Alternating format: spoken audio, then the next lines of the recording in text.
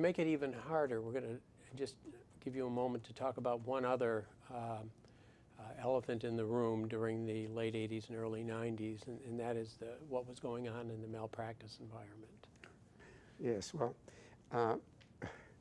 that, as you know, is a very sore topic with me. Sure.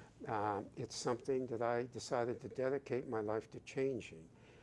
We have the worst possible system for dealing with medical injuries. And I would challenge anyone to come up with a system that's anywhere near as bad as this. Mm-hmm. And the reason for that, it's untimely. It does not benefit the persons which it was supposed to benefit, patients. It is extremely costly. More than 60% of what the premium a doctor pays goes to what we euphemistically refer to as overhead. Mm-hmm. And that is basically lawyers and expert witnesses. Mm-hmm. And that's because it's an adversarial, litigious type of process. And we could reduce so much of that by simply insurance mechanism. And I spent my life trying to change that. Right. I gave loads of lectures in this country abroad. I published articles in peer-reviewed journals, New England Journal, other peer-reviewed journals, a number of op-ed pieces. I conducted postgraduate courses at the College of Surgeons, 13 of them, on patient safety. I wrote book chapters, edited books. And after 30 years of a really significant effort, I accomplished nothing. Mm. And the reality is, medical liability today and the way we compensate patients is as arcane and unsatisfactory as it was when I first started a long time ago. Yeah. And the damage it does for doctors who have to go through the litigious process is devastating.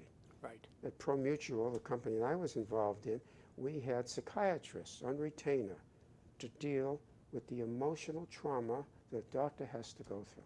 Right. It's totally unfair. Doctors see hundreds, thousands of patient visits a year, and over 10 years, if they make an error of omission, an error of commission, should they really be put through that process? I mean, doctors are human. Right. So it's very bad. And I could talk for hours on our system. As it exists, doctors are put through a legal process in which they are forced to relive over and over again what may be a few minutes or hours of time and pour over everything repeatedly. They're told not to talk to anyone. There's no ability of this physician who has a patient in need because they've had an adverse outcome and they really need the comfort and do you know, Dale, how it really works? to communicate even with that patient. You're in your office, and one day a gentleman comes in with a gun, and he serves you. Yeah. Your patients are there, and they see this man with a gun come in, and he serves you, and you're being sued. Yeah. And of course, it just ruins your day. Yeah. And you call insurance company. If you call our company, ProMutual, we tell them just what you articulated. Don't discuss this with anybody. And don't touch the record. Whatever you do, don't touch the record. We can defend pretty much anything, but not an altered record. Yeah. And so we send a claims rep, and they meet with the claims rep, and we kind of calm them down. We say, you're well covered. We've never had a case over limits so that your personal assets won't be attached. And we kind of calm them down. About 2 weeks later, they get a note from the plaintiff's attorney. And he introduces himself as a plaintiff's attorney, and he said, I just think it's fair to warn you, doctor, that I plan to go at you for above policy limits. Mm-hmm. So I strongly urge you to get your own lawyer. Right. And that throws the doctor into a dilemma. Here he has a relationship with his own insurance company. Now this lawyer says he's going to sue me for more. And you just can't imagine the trauma of that unless you've been in that position. Right. And this could drag on for years. In fact, it usually would. If it goes through a litigation process, it's usually 5 to 7 years. Right. And from the time of the incident. You're dealing with the stress. It takes a year to file a claim, and then it takes 2 or 3 years, and then it goes to the courts. And as a result of this, the doctor's worried that he's going to lose his savings, his family is at risk. In addition to that, as a result of the awards and settlements that occur, and the overhead of the insurance companies, the cost of this insurance goes up and up, especially for orthopedic surgery or obstetrics. Mm-hmm. Absolutely. Where 20% or more of a doctor's income could be going Yes, to malpractice insurance. absolutely correct. And that was one of the tenets, and that was one of the things that I forcefully argued for. Typical obstetricians do get sued. As an insurance company, it's virtually impossible to defend a bad baby. Even cerebral palsy, which are now very accepted in the medical profession, has nothing to do with birthing trauma. You bring a severely disabled child before a jury, and the jury looks at that and says, gee, someone should pay for that. And there's the rich insurance company. And so obstetricians particularly are sued fairly frequently, more frequently, vastly more frequently than they should be. Yeah. Because I won't say a few, but a not significant number of birthing injuries are compensated. More importantly, any defective child is compensated because we can't go before a jury. And if the child is institutionalized, they bring videos. It's quite unfair. And you point out that 2 out of every 10 deliveries that you do have to go for your malpractice insurance. I would submit to you, sometimes it's closer to 3. And that's a terrible burden, especially since the Academy of OBGYN tells you you should only effectively deliver so many babies. Yeah.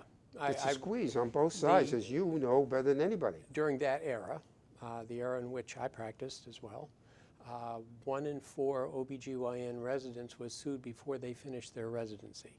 So isn't that disgraceful? That gives you a sense as to just how intense things were, and the vast majority of obstetricians have been sued at least once. Can I tell you something about that? One of the things, when we settled a case, we settled a case where there was liability. We insisted that the resident be dropped. That was one of the things. In the American College of Surgeons, I was head of committee on professional liability. That's one of the things that I tried to get to my colleagues, to get to their insurance company and insist they drop the resident, because we have something called the National Practitioner Data Bank. And anybody who is sued and has a claim against them gets registered in the National Practitioner Data Bank. And consequently, when someone goes into practice and wants to go to a hospital, they look at their record. The first thing they look at is the National Practitioner Data Bank, and it can be very difficult to get a position when you have a black mark on you. Regardless of the fact that most people are being sued. So you're absolutely right. Residents are, everybody associated with the patient is sued. So one more driver towards that corporate model, because the people entering practice are feeling a pressure regarding paying for those malpractice premiums, which are going to be high. Absolutely. And also just the risk, if their coverage isn't high enough, that someone may actually go after their family's assets. So let's back up just a little bit. I'm kind of interested because you've had a career that has involved clinical practice, and you've been a dean in the medical school. You've been involved with managed care companies, with malpractice insurance companies. So you've been in a lot of positions that have been fairly central. Let's talk a little bit about just practice for a moment, and give me a sense as to the era in which you practiced, the kinds of things you saw, the kinds of treatments that you administered. Well, I guess if I could give you a background about that, when I finished training, I thought about going on to do a cardiac chest fellowship with DeBakey in Houston, or going into practice, where a number of my friends had gone in internal medicine. And I spoke to the chief of surgery, a gentleman named Smithwick.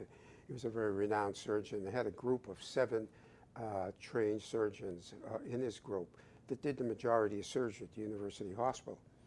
And Smithwick didn't respond when I asked him if he would speak to DeBakey or so. And about a month later, he came to me, and this was a different area, you have to understand. He said to me, "You're going to join my group in practice, and call Miss Worthington," which is a nurse, "and she'll give you the details." That's absolutely a true statement. And so I called Miss Worthington, and she said, "Yes, Dr. Manuel, we are going to give you an office. You're going to be part of this group, and you will share my services." That was Smithwick's nurse and my secretary. And Dr. Smithwick wants you to become an attending at the VA half-time, and he wants you to take over the emergency department, and he wants you to spend 2 months on service And any fees you generate, you will keep with no overhead extracted if you do those service commitments. And that was it. You know, someone didn't sit down, would you like to join me in practice, and this is what you get? Absolutely not. No options. So I did those things, and I went into practice on July 1, and I was the youngest man on this now 8-man group. Yeah. And you know what happens to him. I got calls every weekend, and a lot of the nights. And I started practice on July 1, and July 4th weekend I was on, and I just went like a madman for a long time. What year was this? 1963. 63. Yeah. Interesting. And so I was at the VA, and that was a very busy facility, the Boston VA. And there we had 7 surgeons. 2 were very senior, Faxon and Dwight. One was chief, one was associate chief, Henry Faxon, Dick Dwight. And we had a surgeon from BU, Tufts, and Harvard. And then we had a chest surgeon and a vascular surgeon. So there were 3 of us general surgeons, and we took call. And the VA was very busy at nights and very busy during the day. So I was really very, very busy. And developing a private practice, a referral practice in surgery, was a very slow process. And you know, eventually you began to develop it. But most of us found that we had to go to a community hospital to try and increase our referral surgery. And I went to the Malden Hospital because a lot of our residents, all our residents, rotated through the Malden Hospital. So it was very easy to practice there and at Boston University Hospital. And as my practice grew, I retired from the VA, but that took 7 years, and retired from my responsibilities in the emergency department. It was full-time in clinical practice. The practice that the majority of cases we saw were pretty straightforward. There were gallbladders, there were hernias, there were appendicitis, pretty mundane things. We had a medical doctor named Engelfinger, who I'm sure you know, who was famous for ulcerative colitis and regional enteritis. And so we saw a lot of that and did a fair amount of that surgery. But basically it was a general surgery. In my day, surgeries, surgeons did a lot of the OB surgery, gynecology surgery. We rotated through gynecology. And so we did some of that in breast surgery and some head and neck. We did the radical necks in those days. At our institution, most of the radical necks were done by general surgeons. So that's another thing that has evolved, is that the subspecialties in surgery really were not established. And so someone entering general surgery had a pretty wide menu of services. Yes, absolutely true and well pointed out. Now, of course, everything is ultra-specialized, and I personally feel that that has improved the quality, because someone doing 1 or 2 radical necks or 1 or 2 radical pancreatectomies is, I don't feel, anywhere near as competent in doing that procedure as someone who is doing 20 or 30 or 50 or 100 a year. Not pancreatectomies, but other complicated procedures. So we have breast surgeons, we have colorectal surgeons, and I do think that that has improved the technical quality of surgery. And anesthesia, forgive me for interrupting. Yes. Anesthesia made a huge difference. The improvements in anesthesia have really made surgery much, much safer. Imaging? Imaging, but pulse oximeters was the big improvement. Yeah.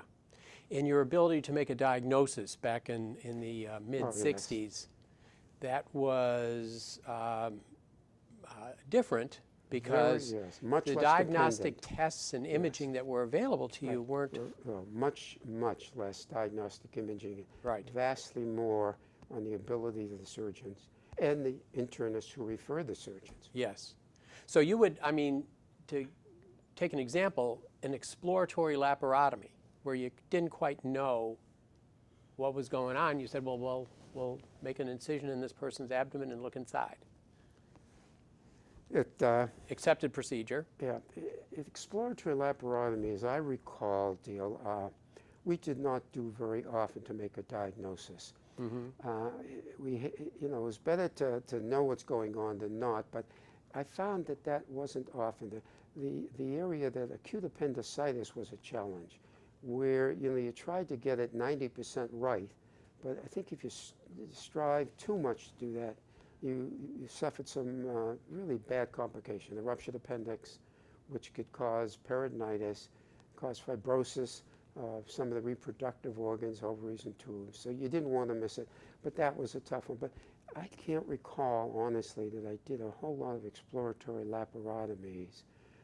The only diagnosis was a mesenteric, a segmental mesenteric infarction, and the patient had to be pretty sick. Mm-hmm. But that was a challenge. But today, with all the diagnostic acumen we have, it's much easier. So during the beginning of your career, not necessarily the end, but during the beginning, you didn't have CAT scans. Didn't have what? CAT scans. Oh, no. MRIs. No. Ultrasound. Ultrasound, no. Laparoscopy. No. So a number of things. You know, I'm very old. Well, I mean, but this is a very important perspective. Yes. You know, you were much more dependent upon your just inherent skill with regard to examination and with regard to interviewing patients. And giving due respect to the primary care doctor and internist, they were the ones that referred patients to us. We didn't see patients per primum. So an internist would look at the patient and say, this patient needs surgery, and then we would say. So although we didn't have the benefit of all these technical things, we do have two experienced clinicians who felt that there should be surgery before we operated. Mm-hmm. And so you were in the habit of having relationships with your peers. There wasn't such a drive towards productivity that you had to just keep seeing patients. You could pause and you could basically have a conversation with your colleague. Absolutely. And you had some interesting colleagues. You mentioned this internist named Engelfinger, who was a gastroenterologist, was editor of the New England Journal, legendary for a generation. So you were probably exposed to some real pioneers in their fields. Yeah, well, in my training, we had some real giants of medicine. We had Chester Kiefer, who was the first one to distribute penicillin in this country. We had Bob Wilkins, who was one of the leaders in treatment of hypertension. We had Lou Weinstein, infectious disease, Arnold Roman, who you know is in renal disease, John Lowell, who was a pulmonologist. We had some wonderful people. But in talking about Engelfinger, I would be remiss if I didn't say he was all the things that you knew as editor of New England Journal, and as a doctor who treated colitis and regional enteritis. But he was superb. If any of his patients, he had a huge number of patients, ever got into trouble, nights, weekends, he would always be there. If they had to have surgery, he was there. He was just a quintessential clinician, doctor.